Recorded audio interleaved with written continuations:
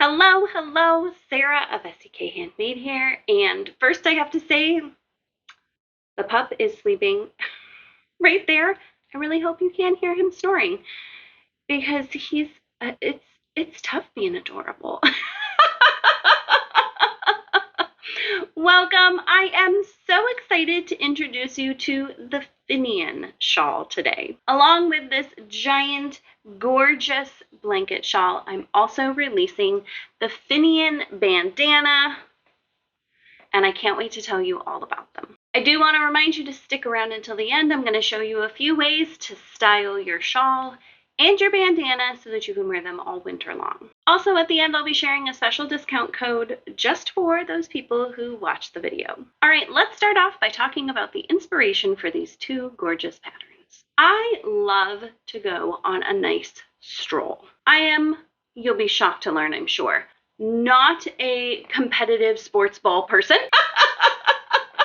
I never played anything other than music when I was younger, and that's frankly kind of stuck with me through adulthood. So my favorite thing to do for exercise is a nice long stroll through wherever I can find to stroll. One of the places I find myself walking a whole bunch is the neighborhood by my kids' school. I'll often go a little early, wander around the neighborhood, and then pick them up from school in the afternoons. Sometimes I will listen to things or chit-chat with people on my phone when I walk, but really one of my favorite things to do is to just peacefully walk, think about all the things, and observe the world around me. I love seeing what flowers people have planted in their yard. This time of year, I love to see how the leaves are changing.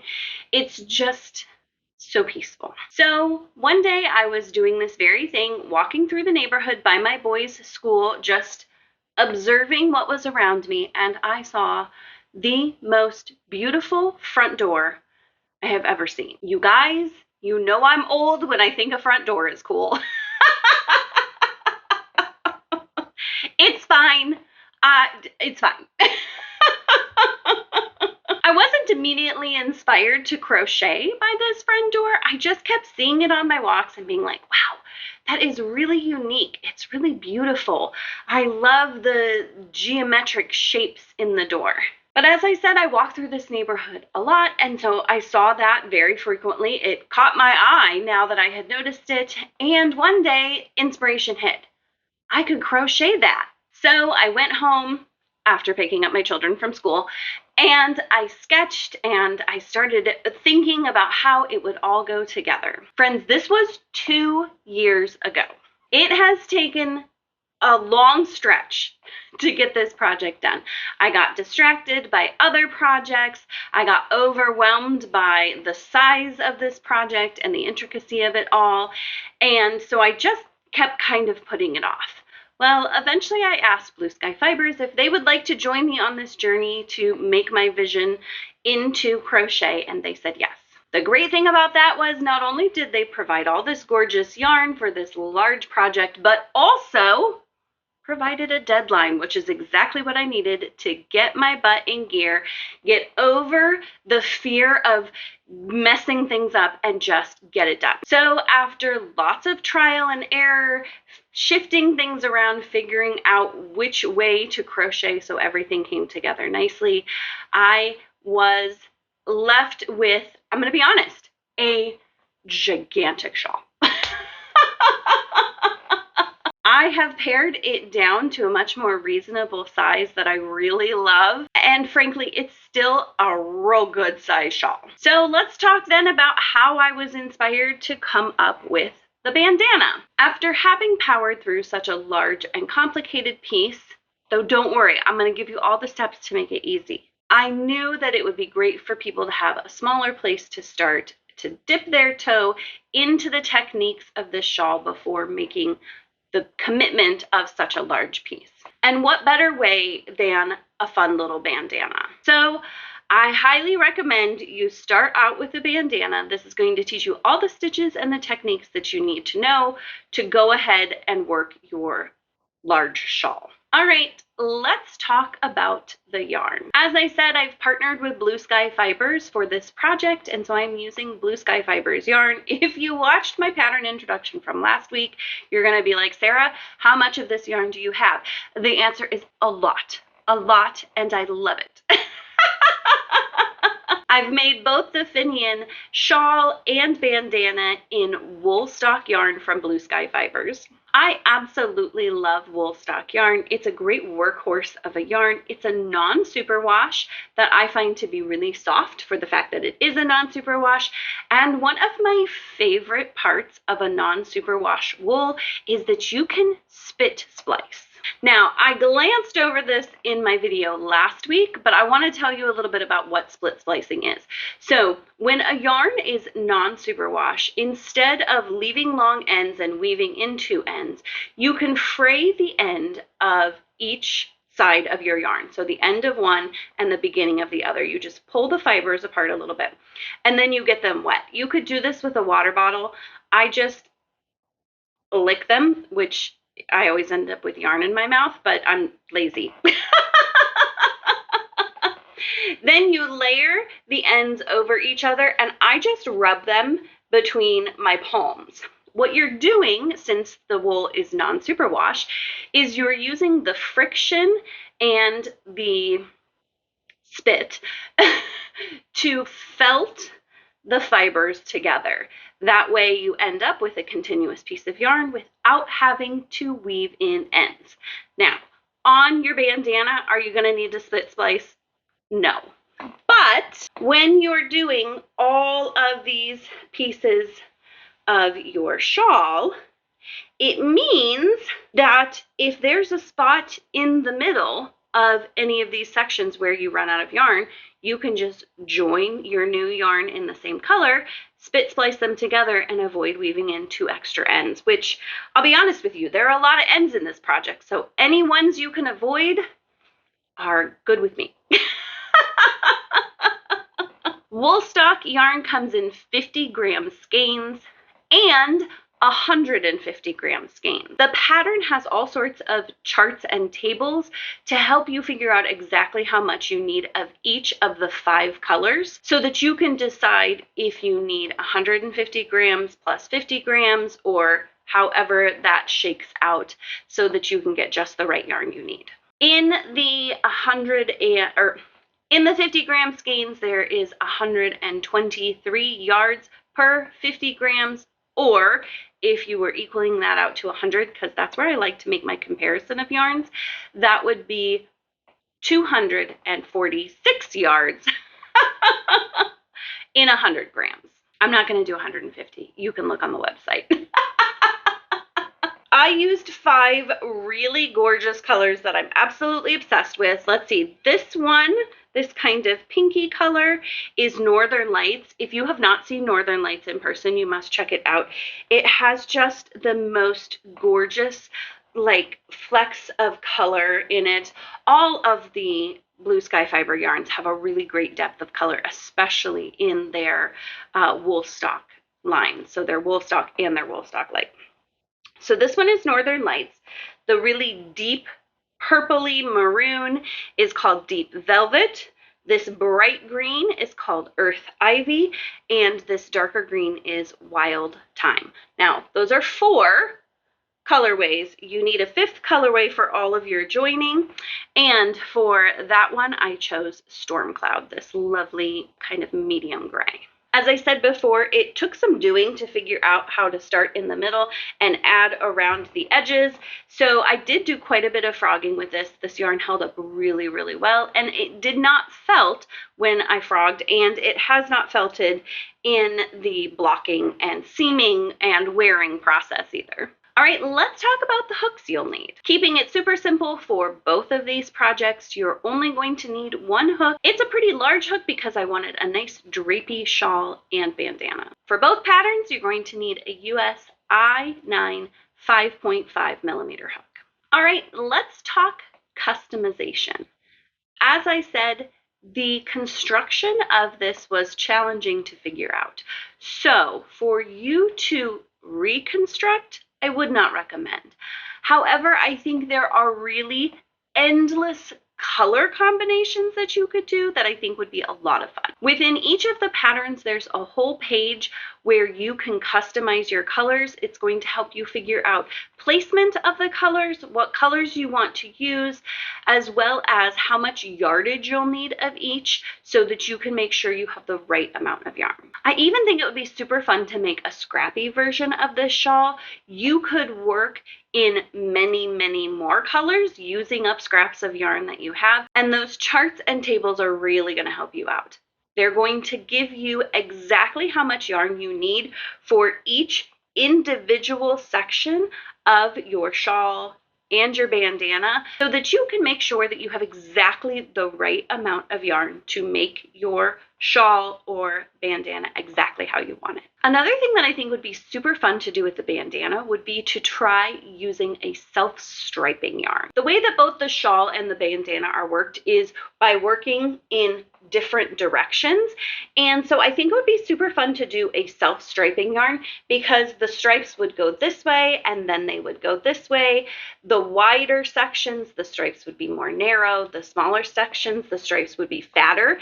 I think you could use one self-striping yarn and each section would still stand out based on the way that the stripes fall. I also think that if you love the idea of this shawl but don't want something quite so big, it would be fun to take this and try it in a finer weight yarn. Or you could even work the same weight of yarn but with a smaller hook, say maybe a G, and see with a much tighter stitch how it looks and what that does to the side. Also, you could take a sport or a fingering weight yarn and work with a G hook, have still the loose drapey fabric, but everything would be smaller because of the smaller yarn size and the smaller hook. Of course, that kind of customization is going to take you making sure you have plenty of the yarn that you need, because when you go changing the size of your yarn and your hook, it's going to totally change how much yarn you need. So just a little something to be careful with. But if you're adventurous, I think it could be so much fun. All right, let's talk about styling your shawl first. So I have to confess that I am super excited for it to get really chilly so that I can wear this shawl comfortably. The reason I am currently in a tank top is because we might hit 90 degrees today. 90 degrees in October. Ugh. So honestly, not ideal for today.